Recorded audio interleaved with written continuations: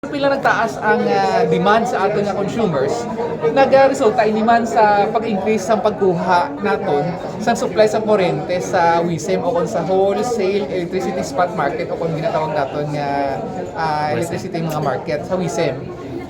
Ang sa WISM nga side naman, sa supply nga side, nag-increase gulpi drastic katama ang pag-increase sang presyo man sa kuryente. Tungod nga sa span sang 30 days, this is unprecedented nga natabo sa merkado nato. Nagpagwa ang NGCP, ang National Grid Corporation of the Philippines, sang 57 ka red alerts kag 157 ka yellow alerts. But sa nga mga bakit ang yellow alerts, critical katama ang balanse sang supply sang kuryente kontra sa demand. Such nga kung may isa lang kadako nga planta nga mag-shutdown, mga resulta ini sa kakulangan o kung deficiency sa supply sang kuryente amo nang yellow alert. Pambakit nga red alert, there is already a deficiency of supply sang kuryente as against sa demand. Para sa natabo sa naligay nga semana, nag-brown out kita, may automatic load dropping ang GCP, ay iban may manual load dropping, kung kulang ang supply sang kuryente amo nang red alert. Tungod nga 57 ka red alerts, 157 ka yellow alerts, nagresulta ini sa pagtimbuog gulpi man sa presyo sa kuryente sa merkado. Imagine sa nakita nato magina, from 6.55 per kilowatt hour ang presyo sa kuryente sa WISM, naglabot ini sa 15 pesos and 73 centavos. But be it as it may, ang hamba naton, ini tanan-tanan temporaryo lamang. Malabot gid ang tsimpo nga ma-normalize ini. Ang nakatabuan ni are all environmental, biyan sang kontrol sang bisan sino sa bilog nga Pilipinas tungod sang prolonged El Nino. Apang base man sa monitoring naton sang pagtupa sang ulan, matamat naman nga nagbugnaw ang panahon, ang consumption sa aton nga mga consumers matamat naman nga naglubo. Kag ang presyo sang kuryente sa WISM nakita naton from 1573 naglabot na ni subong sa 8 pesos na level. So, but sa ganon, there's a dramatic decrease man sa presyo sa kuryente sa WISM. Kag nadubo man ang consumption sa consumers naton. So, all in all, maka-expect kita nga ang mga power bills sa atong mga consumers manubo. Kung nagnubo ang ilang konsumo, number one. Kay kadua, ang presyo sa kuryente sa merkado nagdubo naman. So, lauman naton sa next nga billing cycle, but since sa June nga billing sa atong nga consumers, makita naton ang dramatic naman nga pagnubo sa presyo sa or sa power bills nila. Pero na-stabilize na siya.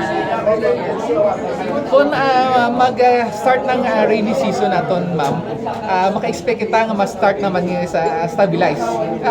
Nag-discuss nato nga gina no kung anong epekto sa masyado katama taas nga heat index. Number one, nakita naton ang hydroelectric power generation naton, ang bagang ginagbilisa dito sa Aklan, no? Almost wala sang kaigo nga supply sa kuryente ang mahatag tungod nga wala sang tubig. Actually all over the Philippines. And second, syempre ang mga bakit ang magbugnaw ang panahon sa scientific na side, syempre damdamo sa maapektahan naman sini. Number one is very positive sa aton nga mga systems loss sa mga tanang equipments. Kay with the decrease sa temperature, busi nga ma-decrease man ang resistance, manubo ang system loss naton. Amo na busi ganon. Kag sa mabugnaw nga panahon, ang aton nga mga consumers hindi man magamit sang aircon kag sang mga electric fan kag sang mga appliances naton kay naintindihan gid naton nga wala man sa isa sa aton ang magtiner sa sulod sang balay nga hindi convenient, hindi komportable aton nga pamatsagan. Tungkol sa sobrang init, apang sa pagbugnaw sa panahon, gaapan man matamat naman nga mahagan-hagan ang paggamit natin sa aircon natin, sa electric fan, iban pang appliances. Amo ini ang rason nga manubo, ma-expectar kita nga manubo ang consumption kag mag-normalize. GM, balik kita pala sa mention kung may ara sa yellow ano epekto siya? I mean, ano ang reason nga ang may warning? Ano ang epekto siya sa bill natin? Para may insuryan sa pumunta. Salamat gid ma'am no.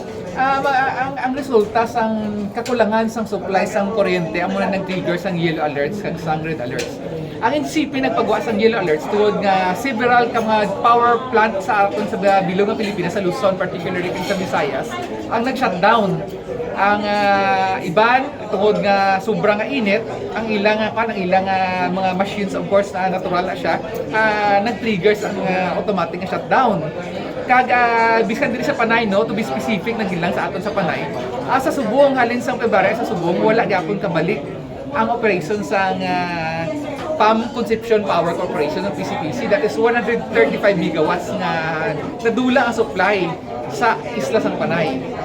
Tungod nga sa kakulangan sang supply, napilitan kita nga mag-import sang practically everyday 24 hours sang kakulangan sa supply sa Panay sa Visayas grid.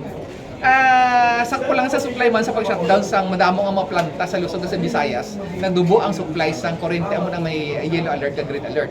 Kag dire nag-trigger ini sang pagtaas ang presyo sang kuryente sa merkado. Kag kayo lalabot sina nag-create pagit ini sang line congestion pagit sa aton. Anong line congestion?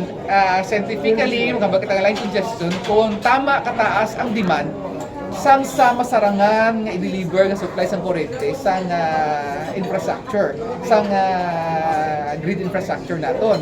So kung may line congestion nga matabo, ang automatic nga reaction sa merkado, automatic mataas gid ang line rental naton kag mataas ang presyo sa kuryente. China pirato sa bunga per kilowatts hour. ang kalabanan nga ko naton subong sa sa mga electric cooperative bilog nga Visayas 15 pesos per kilowatt hour kita nga level. Subong sa part sa Eleco 3 masyado ka steep ang increase na naton kay kitang pinakanubo sa electric co-op sa naligad mo 11 lang kita. So masyado ka dramatic ang pag-increase. Ay tungod sa part naman sa Eleco 3, masyado man ka drastic and dramatic ang pag-increase ng consumption sa aton consumers. Month on month from March to April, 25%. So nagdugang butsing ano, nagdugang ang kuryente nga kinahanglan ta kwaon sa merkado para masuplayan ang demand sa aton nga mga consumers. So meaning by June, expect nato nga balik sa 11 or 12? Sa by June, maka-expect kita nga mapanaog ini siya sa dra nga level more or less. So, and pag normalize, hopefully by God's grace and mercy, mabalik kita sa original naton nga posisyon bilang isa sa mga pinakanubo nga kuryente per kilowatt hour sa bilang ng Visayas. Based on the based sa pagnubo subong sang WESM sir no. How much ang aton nga na-estimate nga pwede magdubo sa aton nga nga rates? Nakita naton drastic man ang pag-decrease ng WISM from 1573 to 8 something no.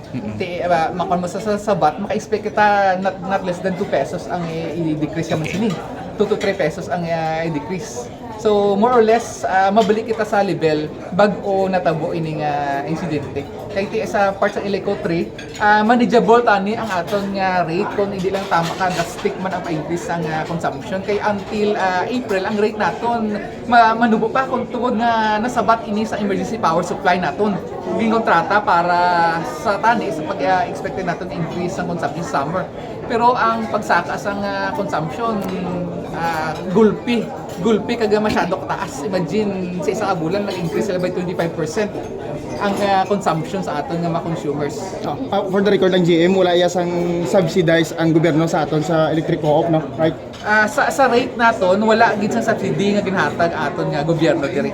Ginliberalize abis ang gobyerno ang generation side base sa ipera naton sa alay nga nag-govern sa bilog nga power industry.